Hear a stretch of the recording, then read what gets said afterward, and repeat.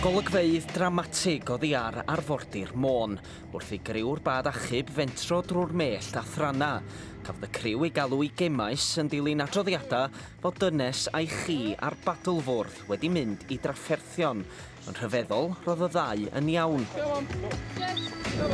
A diolch i griw o ddisgyblion ysgol cydwybodol oedd yn digwydd bod ar y traeth, fe gafodd y gwasanaethau brys ei galw yno mewn da bryd. So oeddwn ni'n diro braf ac o'n i'n dathlu pen blwydd efo.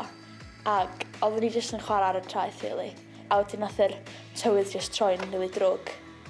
Ac ia, a wedyn nathon ni weld rhywun yn paddlebodio wedyn.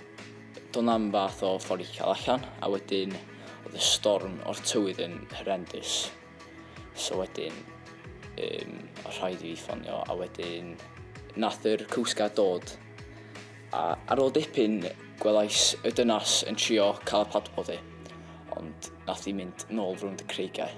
So wedyn, oedd rhaid i fi ffonio nôl eto a deud bod mae'n mewn trafferth. Clod mawr iddyn nhw, ac hefyd, clod mawr iddyn nhw am beidio trio mynd i lawr i hunan i drio achub y ferch ifanc. Rwy'n ni beth ydych chi'n gorau wneud ydy hynny, di gwneud bod chi'ch hun yn saff, a wedyn, mor fuan a phosib, ffonio gwylwyr glannau. A mae'n gwneud pobl proffesiynol ochr nhw, a ni'n wel gwirfoddolwyr helpu allan.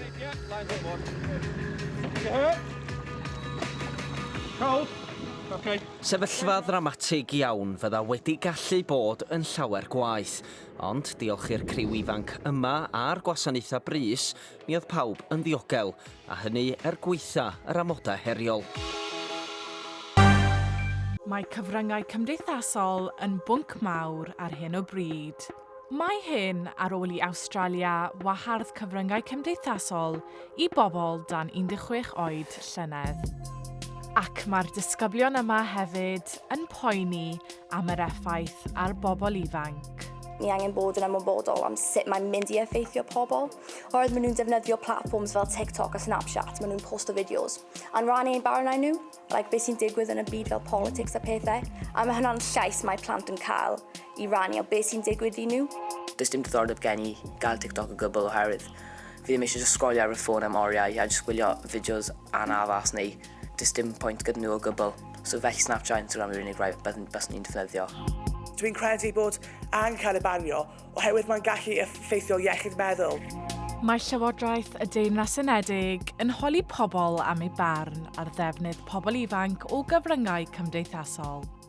Un peth sy'n cael ei ystyried yw gwahardd pobl dan 16 oed rhag ei defnyddio. Mae disgwyl penderfyniad yn fuan, ond yn ôl yr athrawes yma, does dim ateb syml. Mae rhoi fel y cyfrifoldeb o dewis os mae cyfryngau cymdeithasol yn rhywbeth sydd yn bywydau nhw, neu beidio, rili lan i'r rieni. A hyd yn oed os mae'r Llywodraeth yn cael gwared a dweud bod reol, fi'n siŵr bydd rieni dal yn falle seto lan cyfrifon fel oedolyn ac yn rhoi y ffôn i'r blant. Mae Llywodraeth Cymru yn dweud eu bod nhw eisiau cadw plant yn ddiogel ar-lein, ac maen nhw'n aros am ganlyniad yr ymgynghoriad. Mae i'w weld bod y byd ar-lein yn agor drysau, ond hefyd yn codi cwestiynau mawr.